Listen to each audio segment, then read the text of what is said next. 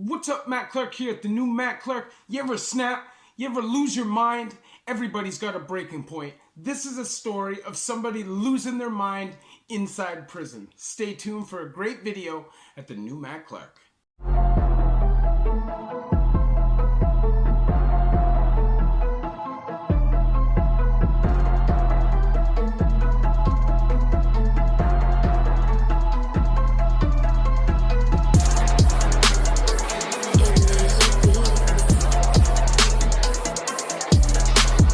So what's up? What's good? Matt Clark here at the new Matt Clark. How are each and every one of you doing on this amazing Monday?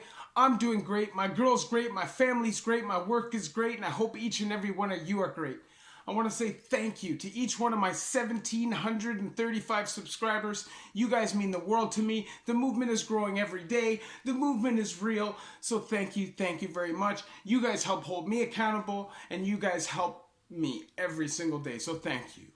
If you could please hit that like button. If you could please hit that subscribe button and that bell notification button so you get these videos when they're new. If you could share with somebody on social media, help spread the message, help spread the word. That's amazing, and that really helps.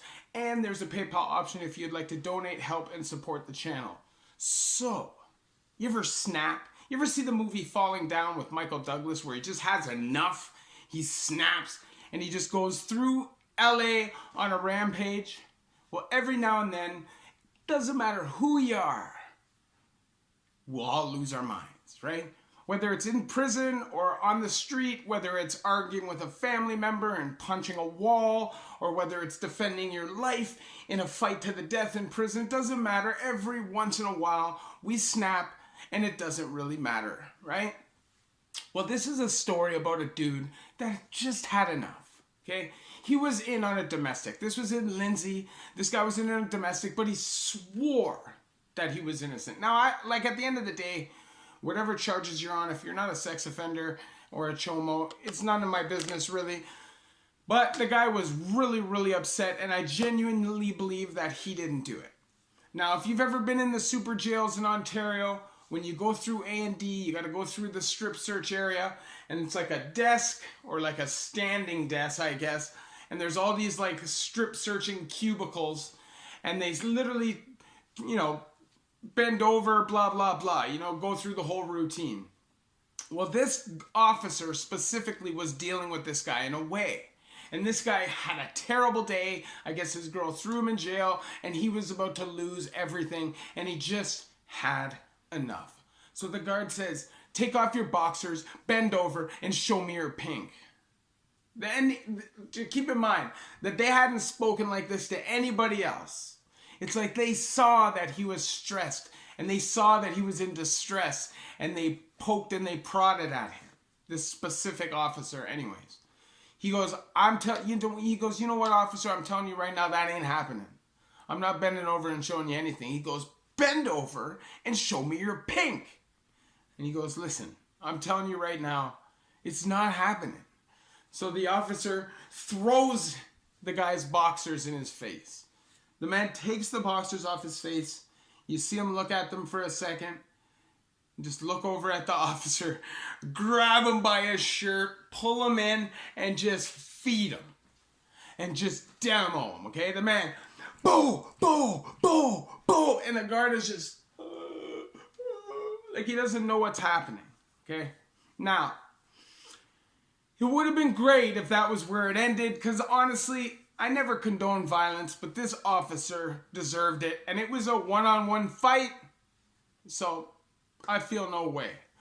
But the consequence for his actions was not worth it. The whole team of feds comes running down into A&D, including this one giant dude who's like the Terminator. The guy's huge, okay? And they beat the bark off this guy, okay? His face was smashed. There was blood everywhere. There was skin hanging. Like, they destroyed this guy. And obviously, if, say, an inmate had attacked an officer and beaten that officer within an inch of his life, what would they have done? They would have come in, took photos of everything, done an investigation, and tried to press charges, right? Well, these officers beat the bark off of this guy, took him up to SAG, came and cleaned up the area, wiped away all the evidence, with us screaming in the bullpen, calling them criminals. You know, we're in the bullpen telling them, look at you guys. You guys are shameful. You guys are holding us in cells for breaking the law. You guys call us dirty criminals every day. And look what you guys are doing right now. And they kept doing what they were doing, mopping away, disposing of evidence. Sometimes you have to pick your battles, right? Sometimes you have to decide, is it worth it? This guy, I just think, was sold on it was worth it. Now, we all go through different things in our lives, and to each of us, our problems resonate differently. Something that might be major to me may be minor to you, and vice versa. So we can't really put ourselves in somebody else's shoes unless we've lived exactly the same life experiences. So maybe somebody who's been shot at and been stabbed and been abused as a kid and been through all kinds of traumatic episodes has a much tougher skin. But somebody who has lived a sheltered life, something as simple as their hair getting buzzed off or their brand new pair of shoes getting destroyed, can be catastrophic and stressful for that person, the same as something traumatic for somebody who's been through a lot more. Okay, so it's difficult to say because we all function and vibrate differently. We're all on different levels. Our brains all work differently, and there's no one size fits all. But I'll tell you what, I felt good sitting there and watching this guy lash out, because this is something that each and every one of us wants to do. Every once in a while, we've been disrespected by these officers, and you'd love to lash out, but you know that you can't because you're going to catch more time. You're already looking at mad time, and what would an assault on an officer be?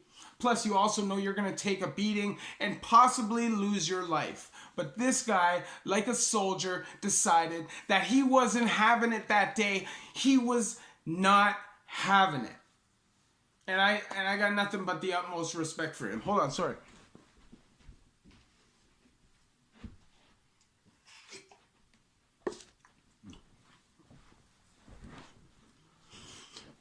That takes some serious commitment. It took that guy some serious heart to make that choice, and I respect that guy fully. I'm not going to say his name, but he already knows if I was to see him again, I would do nothing but shake his hand, because honestly, that was some courageous shit. That jail is known for correctional officers abusing the inmates and trying to kill the inmates. You know, Central East Correctional Center is a dangerous place for the inmates if you have a problem with the officer, because they really don't play. They'll just throw you in SEG until you heal up.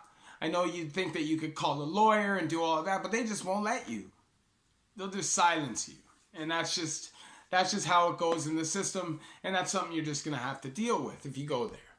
Now, I know as I'm telling you this story, it sounds as though I'm glamorizing, and maybe a little bit I am, because of the long-term resentments I have towards these COs who have abused me in the past, and I've witnessed abuse multiple convicts over the years of my life. So, yeah, you're right. Maybe I don't feel any sympathy for these people, but they made their bed just like I made my bed, and they don't feel sympathy for me when I get hurt.